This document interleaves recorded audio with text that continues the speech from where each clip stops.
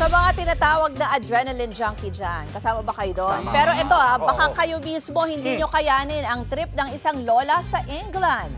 Higit isang taong gulang na kasi siya, pero nakuha pa niyang tumalon sa eroplano. Wow, grabe ha. Naisipan pa niya ang pagsa-skydiving para sa kanyang 102nd birthday. Galing. Woo! Tumalon sa eroplano ang isang parachutist habang nakasabit sa kanya ang matandang si Manette Bailey. Bukod sa pag-celebrate ng kaarawan ni Lola Manette, ginawa rin daw nila ito para makalikom ng pera sa isang charity. Nasa 7,000 feet o higit 2,000 metro ang taas ng itinalon nila at nang makompleto nila ito, kinilala si Lola Manette bilang pinakamatandang skydiver sa Britain. Galing, oh.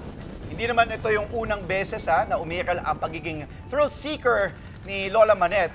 Ay, Lola talaga. Baka kasi sa kanyang 100th birthday, nagmaneho naman siya ng race car na may bilis na higit 200 kilometers per hour. Wow!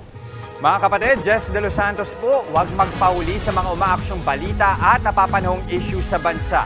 Para sa mas malawak na balitaan, mag-subscribe at mag-follow sa social media pages ng News 5.